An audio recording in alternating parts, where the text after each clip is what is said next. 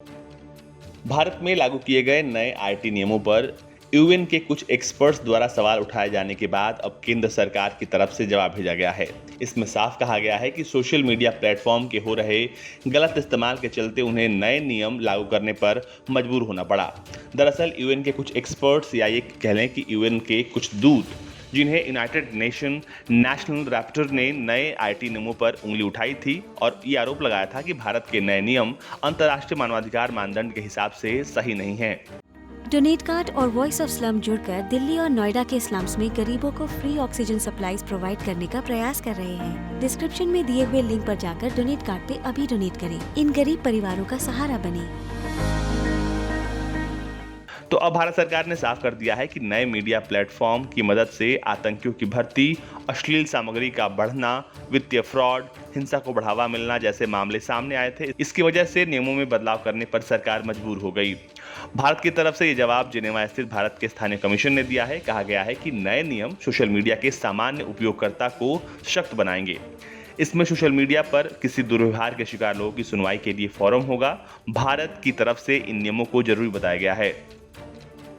UN report के मुताबिक भारत सरकार को भेजे पत्र में इन एक्सपर्ट्स ने नए आईटी नियमों पर उंगली उठाई थी। दावा किया था कि भारत के नए नियम अंतर्राष्ट्रीय मानवाधिकार मानदंड के हिसाब से नहीं है।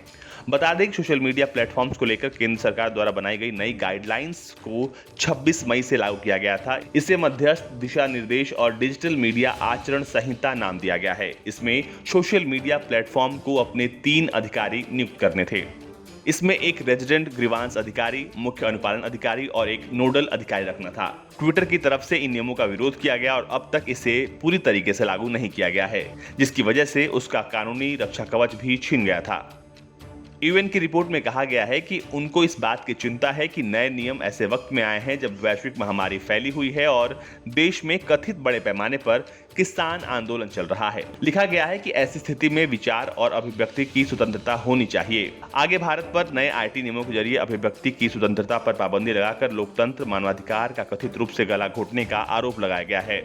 रिपोर्ट में कहा गया है कि भारत टेक्नोलॉजी इनोवेशन में ग्लोबल लीडर है और इसके पास ऐसे नियम बनाने की क्षमता है जो डिजिटल अधिकारों की रक्षा करे, जबकि नए नियम इसके उलट हैं। आगे लिखा गया है कि भारत सरकार को इन नए नियमों की विस्तृत समीक्षा करनी चाहिए, जिसमें सभी प्रासंगिक हितधारकों से बात करनी चाहिए। इसमें मानवाधिकार, अभिव्यक्ति की स्वतंत्रता, गोपनीयता अधिकार और डिजिटल अधिकार के लिए काम कर रहे लोगों को भी शामिल करने की सलाह दी गई है। ब्यूरो रिपोर्ट, भारत तक।